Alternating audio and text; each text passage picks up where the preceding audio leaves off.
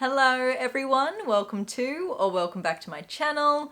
My name is Kira and today I'm coming back at you with another alcohol marker tutorial. Now I already have two other alcohol marker videos on the channel. The first one covers the basics of blending and using alcohol markers in your coloring pages, while the second one focuses on creating different textures and patterns. A lot of you requested a follow-up to the textures and patterns video, so that is kind of what we're doing today. I'll be demonstrating 5 new textures and patterns in today's video, but I also wanted to expand on that further by showing you how I use colored pencils alongside my alcohol markers to add more depth and detail to my coloring. And as a bonus, for those who make it to the end of the video, I'm also going to do a little tutorial on how I use alcohol markers and colored pencils to shade hair and skin in my pages. So without further ado, let's get started. So the page we're going to be working on today was actually chosen by you guys on my YouTube community tab, as well as my Instagram stories. And it is this page here. I think this is a really fun one to have some experimenting time with some textures and patterns. I'm going to be demonstrating 5 today. We're going to be creating a rain texture in the background here.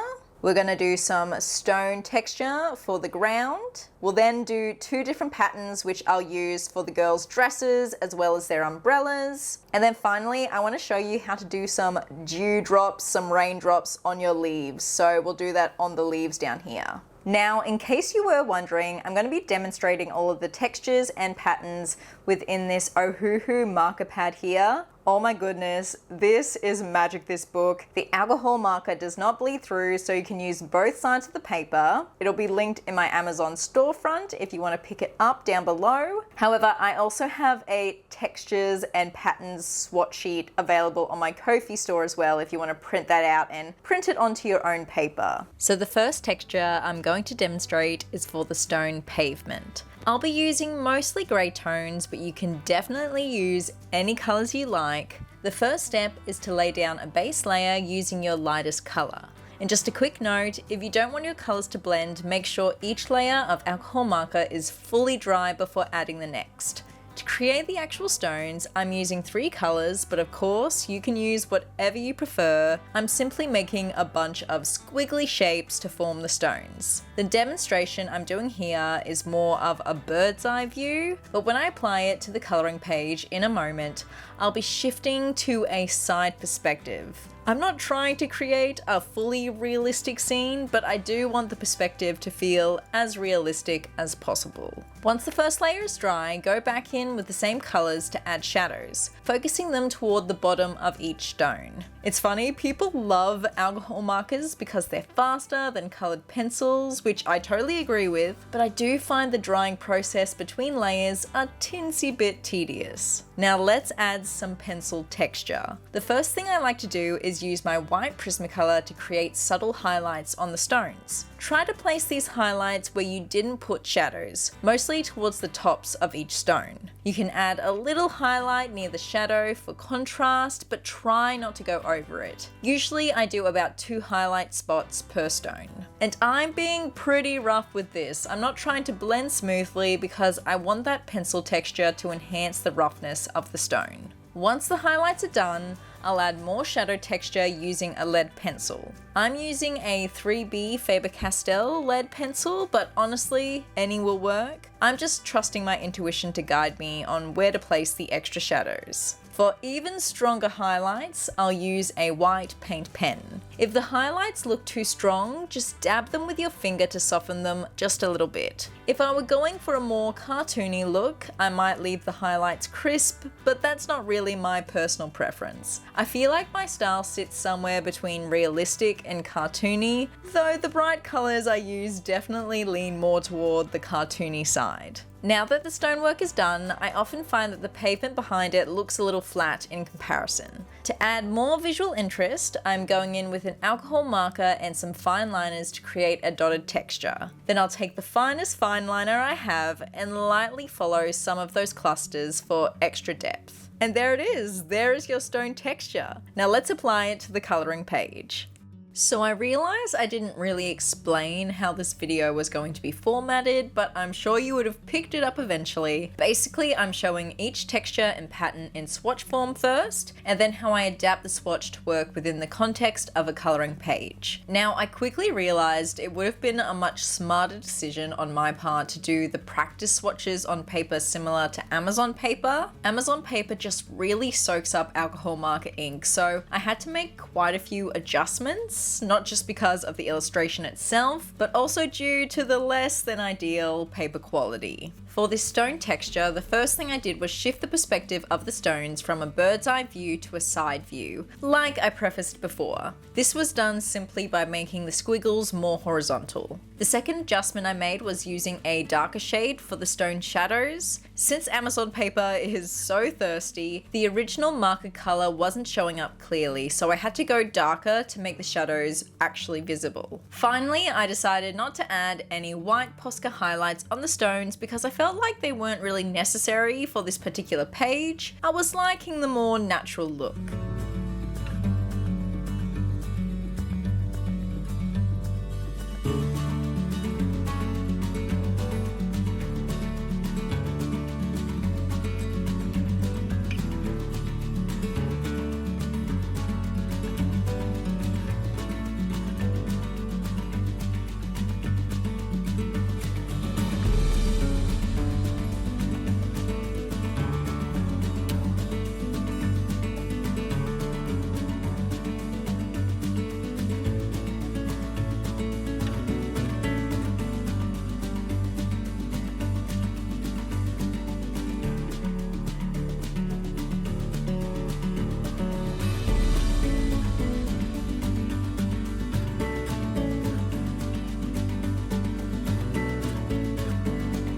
To add more dimension with my colored pencils, I'll be using a dark gray pencil to create shadows. These shadows will go underneath any objects overlapping the stonework or sitting on top of it, like the leaves, witches, frog, puddles, as well as the stones themselves.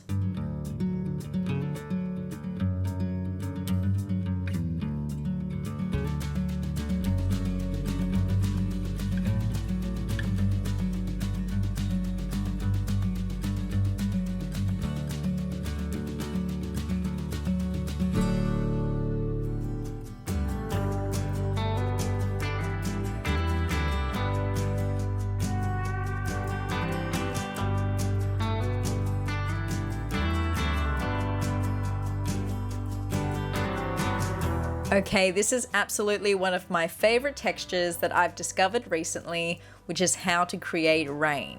And the best part, it is super easy to do. To start, lay down a solid background using your lightest color, then take that same color and add some vertical strokes to mimic the movement of rain. Next, take your second color and repeat the vertical strokes. Try to create some variation. Make certain areas more densely packed while leaving others with a bit more space. Keeping it less uniform and more organic will make the effect more natural. Now it's time to grab your colorless blender and start adding some defined streaks. Try to focus the blender towards the bottom of each streak for a more realistic effect. At this point, I feel like I've gone a little too heavy with my streaks, but that's okay. We'll refine it when we apply the effect to the coloring page by making the strokes a lot thinner. Now it's time to go back in with your darkest color and use the fine tip of your alcohol marker to create subtle shadows. You might notice some natural shadows forming already where the colorless blender has spread the ink, so you can follow these as a guide to enhance the depth. This next step is optional, but I like to make the streaks pop a little bit more by adding highlights with my white Prismacolor yet again,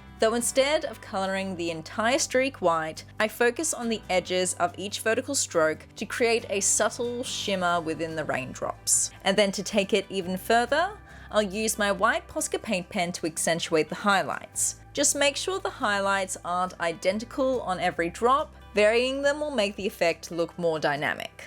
And as a little side note, this technique also works great for creating rain outside of a window on your coloring pages. And there we go, the rain effect is complete. Let's apply it to the coloring page, and this time I'll keep my colorless blender strokes a little bit thinner.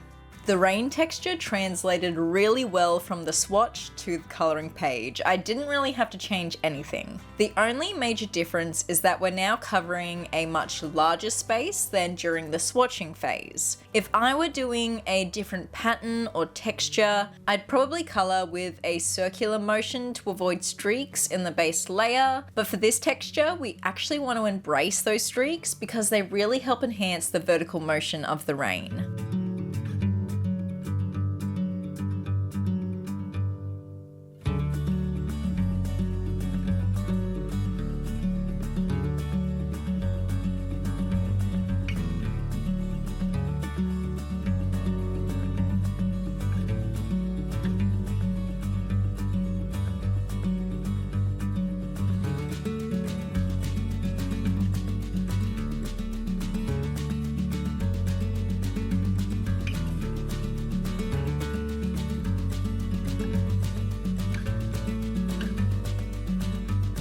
The only adjustment I made from the swatch was adding some extra vertical strokes with a white paint pen. I used it to cover the rain line work that was already on the page, as well as to add additional strokes throughout the page to make the rain effect feel more dynamic.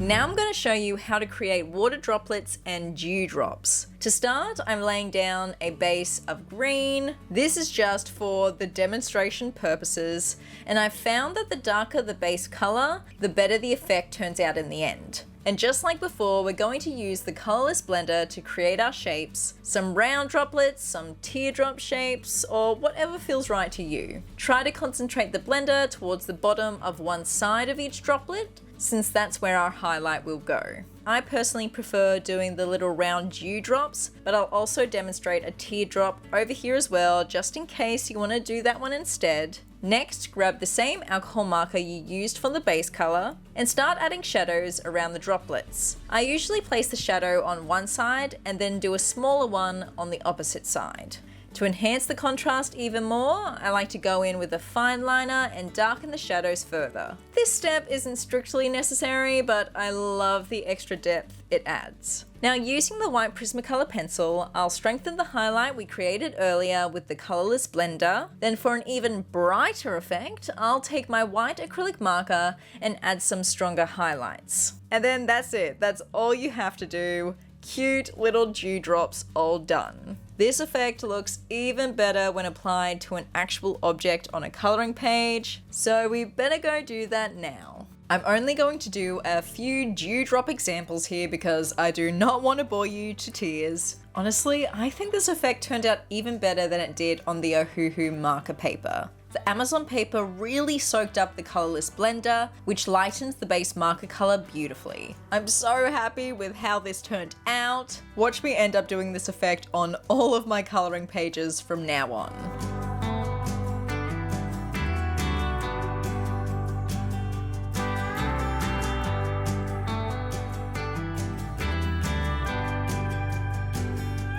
Now onto shading the leaves. This is my absolute favorite way to shade them and make them look more three-dimensional on any coloring page. All you have to do is shade one side of the leaf, then follow that same shading direction down the middle. That is literally it. So easy, right? But it makes such a difference in the end.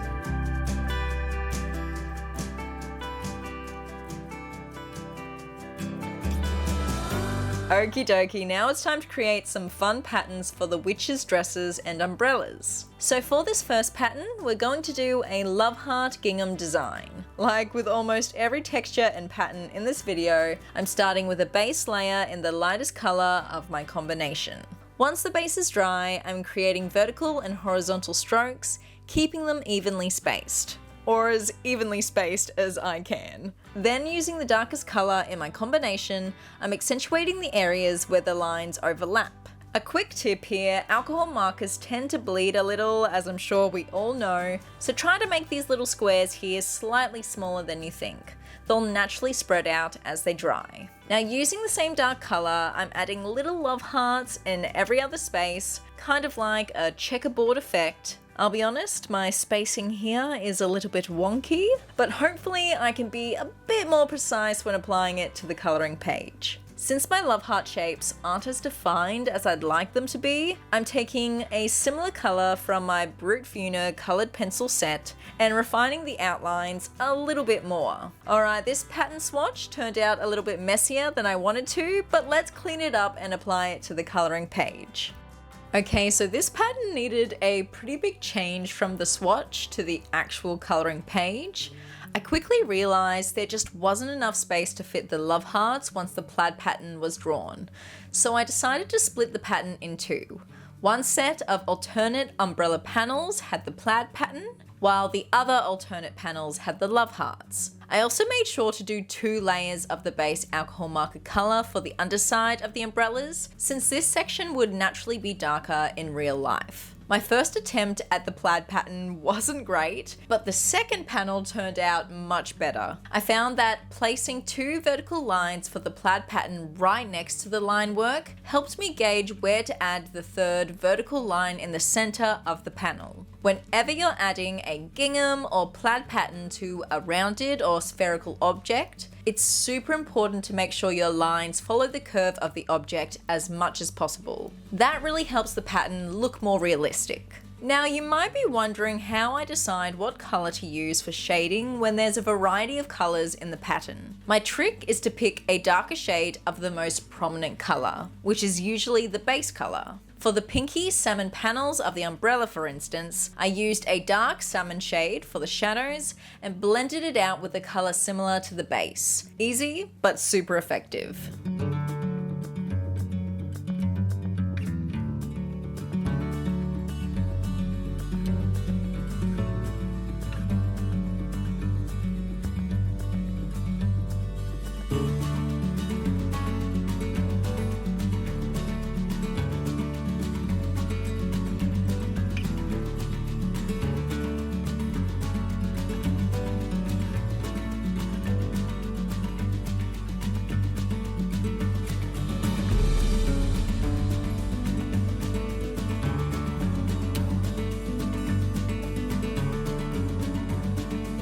The last pattern I'm going to show you today is an adorable fruit pattern. I don't know what it is about fruit patterns, but they just always melt my heart. Like always, I'm starting with a base layer in my lightest color. Once that's dry, all you need to do is create some rounded triangle shapes. Space them fairly far apart and vary their directions for a more interesting pattern look. I'll admit, I got a little bit impatient and didn't let my base fully dry, so some of the strawberries are looking a little bit blurry, but do as I say, not as I do. Next, grab your green color and add the cute little, what do you call them? Stems?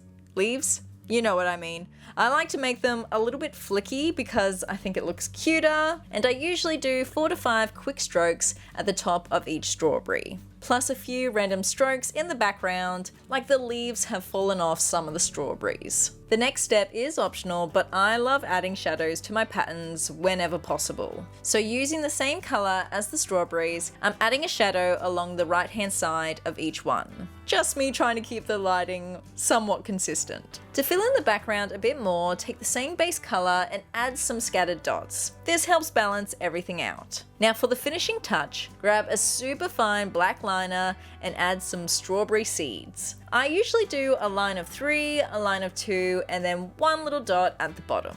You could even do this with a white acrylic marker instead if you want a softer look. And just because my intuition is telling me to, I'm adding some tiny lines within the stems to give them a little extra definition. Oh, how adorable is that? Okay, let's apply it to the dresses. When applying patterns to clothing with creases and pleats, it's important to use the line work as a guide for where the pattern should stop and start. So when adding strawberries to this pleated skirt, you'll notice I don't draw them across the pleat lines, since part of the pattern would naturally be hidden in the folds of the fabric. I did make a minor adjustment from the swatch for this one. Rather than using the same base color for the additional dots, I switched to a darker pink shade to compensate for the absorbency of the Amazon paper.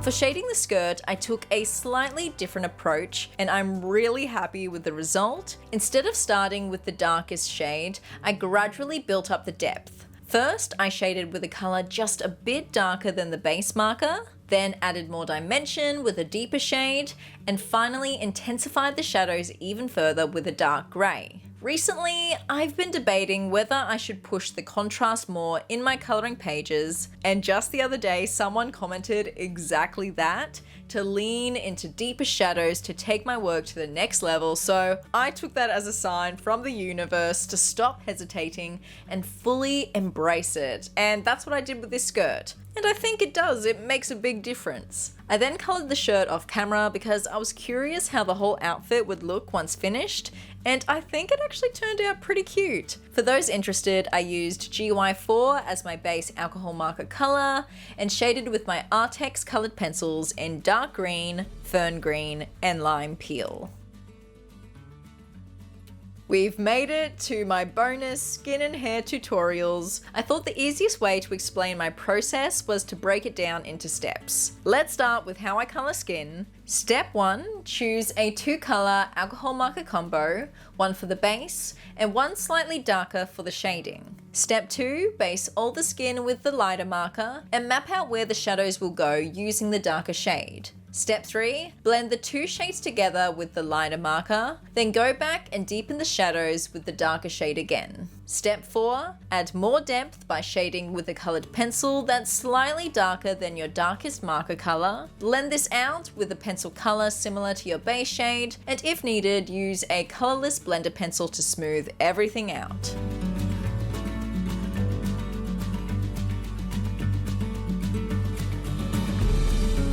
Step 5, add a touch of extra color to the lips for a natural look. And since we're here, I figured I'd also show you how I color eyes. So you want to fully color the eyes with your chosen pencil color, add the pupil with a black fine liner, draw in the whites of the eyes and add a little highlight dot in the center using a white paint pen. Then finally, draw in the lashes with a dark gray pencil for a softer look, and then define them further with a black fine liner.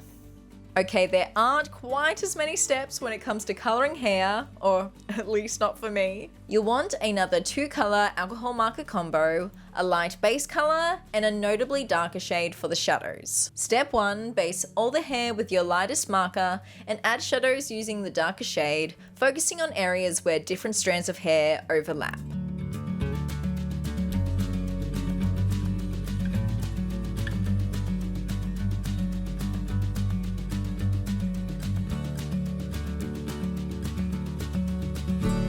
Step 2, take a colored pencil that's between your 2 marker colors and use it to soften the transition between the light and dark areas.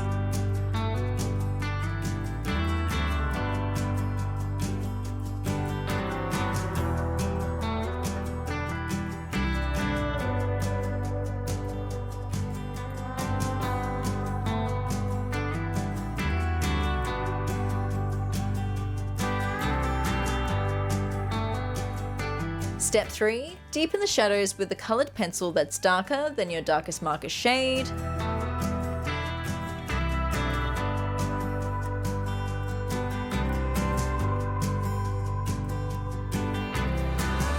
Step 4, finally add some flicks with an even darker pencil to mimic the texture of hair in real life. Now, I'm still very new to coloring hair and skin, but hopefully this mini tutorial here gives you some insight into how I approach it as a beginner. So there it is, how the page is coming along so far. I'm planning to stick to a fairly limited color palette for this one, and I just realized how much this page reminds me of strawberry shortcake. Totally unintentional, but maybe I should lean into it. But I think I'm definitely going to go back and add some deeper shadows to the pavement. It's just looking a little flat in comparison to the rest of the page. And there you have it, team. That's how you can use colored pencils to add a little bit more dimension and depth to your alcohol marker coloring. Make sure you're following me on Instagram as well as subscribe to the channel if you want to see how the page eventually comes together. But in the meantime, happy coloring, friends.